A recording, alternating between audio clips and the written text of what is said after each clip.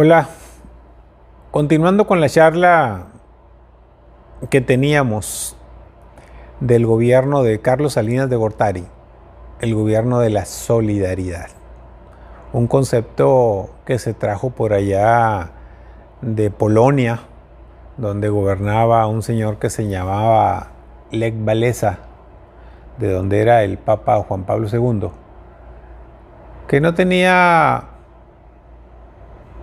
otra cosa de fondo más que llevar al poder o que las políticas del gobierno fueran para beneficio de los trabajadores.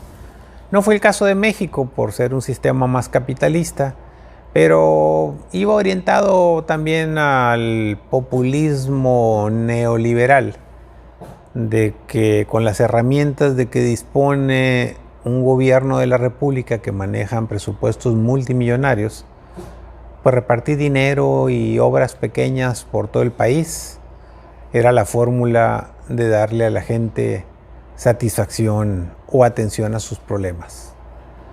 Sin embargo, pues después de 5 años de un gobierno relativamente exitoso, que había levantado el trofeo de la victoria al haber logrado el Tratado de Libre Comercio con Estados Unidos y con Canadá, pues todo parecía que esto iba a ser miel y dulzura, pero ya había una auténtica oposición y un boquete en el sistema presidencial mexicano, provocado desde 1988, cuando dicen muchos que la oposición le ganó al PRI y el PRI no respetó el triunfo, siendo, como lo dije en la colaboración anterior, siendo secretario de Gobernación Manuel Bartlett, hoy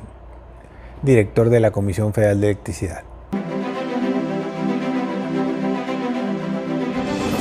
Como en aquel entonces era director de la CONASUPO Ignacio Valle, no recuerdo si con Carlos Salinas de Gortari o antes, pero hoy tiene el mismo cargo en este actual gobierno del presidente López Obrador. Bueno, es un paréntesis. Entonces Carlos Salinas de Gortari entra en su último año de gobierno, pero entra en su debacle. La descomposición del sistema político es fenomenal, es brutal. Ya no podía soportar ni aguantar más.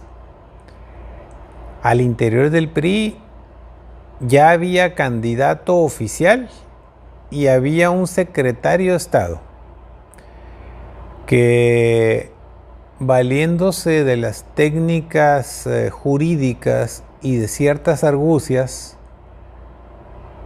le empieza a hacer la competencia a Luis Donaldo Colosio, tratando de arrancarle la candidatura del PRI a la presidencia de la República para entrar él. Le estoy hablando del ya fallecido Manuel Camacho Solís, quien era el jefe inmediato de Marcelo Ebrard, sí, el que fue jefe de gobierno por el PRD y que hoy es el canciller, secretario de Relaciones Exteriores en este gobierno del presidente López Obrador. No estoy inventando, es lo que es, así está históricamente. Entonces, Luis Donaldo Colosio sale de candidato muy a fuerzas, jalones, estirones, oposiciones, y surge aquel famoso de no se hagan bolas de Carlos Salinas de Gortari, diciéndole a todo mundo, ya párenle, bájenle, déjenlo en paz, déjenlo que avance, va a caminar bien este muchacho, etcétera, etcétera. Y arranca la campaña de Colosio al fin, pero a las 2 semanas de que todo iba en la normalidad, fue brutalmente asesinado con un balazo en la cabeza en Lomas Taurinas, en Tijuana. Y la historia pues da un vuelco de nueva cuenta. Viene la inestabilidad política, la paz social está muy cuestionada, la economía está con alfileres, y ahorita le digo por qué. Y entonces viene un suplente viene un suplente a entrar en lugar de Colosio como candidato y gana la presidencia de la República Ernesto Zedillo Ponce de León.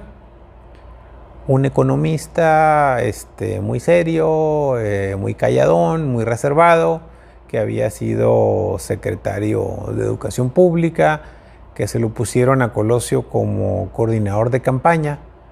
Sin embargo, pues no era colosista propiamente dicho, pero pues que le tocó la fortuna, por llamarlo de esa manera, la fortuna de la desgracia, y le cayó la presidencia de la República en las manos. Gana la elección, la gana relativamente bien, ya no se habla de fraudes ni ese tipo de temas.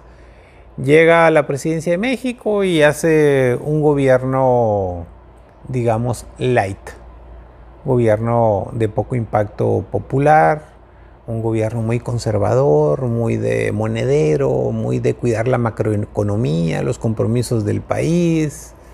No hay grandes obras o grandes repercusiones que se puedan destacar de su gobierno.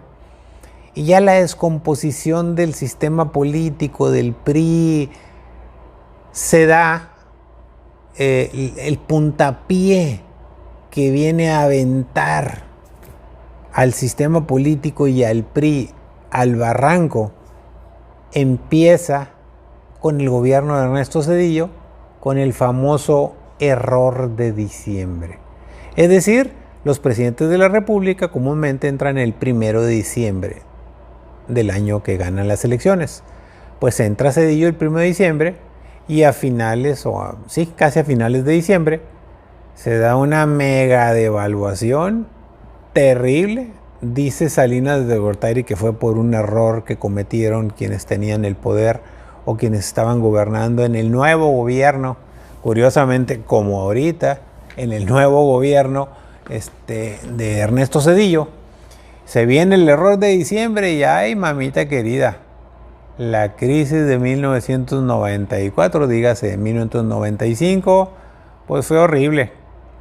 Muy parecida a la que estamos esperando tener producto ahora de la pandemia y de las decisiones del actual gobierno del presidente López Obrador. Así de opaca, de gris, se puede considerar como habrá de consignar la historia la administración de Ernesto Zedillo. El gran logro que le dan, pero los opositores, o sea, los que ganaron el poder, es decirle que fue un presidente democrático porque, a pesar de los pesares, permitió la transición democrática rumbo a la llegada del primer presidente de la República proveniente de un partido diferente al PRI. Desde 1929, cuando hablábamos de la Gran Depresión Económica y de la llegada de la posrevolución, hasta el año 2000. Fíjese usted, 71 años. El primer presidente de un partido diferente a este grupo monolítico en el poder, llega Vicente Fox Quesada en el año 2000 por el Partido Acción Nacional, gana las elecciones y promete el cambio que le va a permitir a la gente, un concepto muy del Partido Acción Nacional, y a los ciudadanos tener el poder y hacer las cosas correctamente. Pues si había tanta corrupción, y si había tanta impunidad, y si había tanto saqueo de las riquezas del país provenientes o administradas por el gobierno federal, el gobierno de la República, lo que no alcanzo a entender y no lo saben reflejar ni los propios miembros del PAN es por qué Vicente Fox perdió la oportunidad histórica de meter a la cárcel a medio mundo, de haber combatido y erradicado la corrupción con todo el poder que le daba ser el presidente, el primer presidente de una transición democrática por la vía de las urnas de los votos. Nadie lo entiende. Pasó su gobierno en el marco de algunas acciones que ya le comentaré, pero fue más la decepción que la acción. Fue más la cantaleta y los dichos, porque era, vaya que si era un presidente de dichos, de las víboras prietas y de cuando usaba la máscara de coche aquella en la Cámara de Diputados y con un lenguaje coloquial. Había sido presidente, creo que de la Coca-Cola a nivel nacional. Se le consideraba un empresario exitoso. Y al parecer, pues no fue suficiente como para ser considerado un gran presidente. Y después de eso viene el gobierno de Felipe Calderón, que ya le comentaré más adelante cuál es la secuela y cuál es la implicación que tiene en el sistema presidencial mexicano, que después de 71 años, por primera vez, está en manos de la oposición, no la de izquierda, la de derecha. Por eso en México se dice que el sistema político mexicano ha venido funcionando como una especie de péndulo, de izquierda a izquierda, derecha, la revolución muy de izquierda y luego presidentes civiles muy de derecha y luego llega Lázaro Cárdenas a la izquierda y luego Ortiz Rubio a la derecha y luego llega López Mateos a la izquierda y después llega Díaz Ordaz a la derecha y luego se va Luis Echeverría a la izquierda, López Portillo ahí se queda en el centro y aquí estamos ahorita con un gobierno de izquierda haciendo una transformación que ya platicaremos de ella en su momento. Muchas gracias por tu atención. Estamos pendientes para la siguiente charla.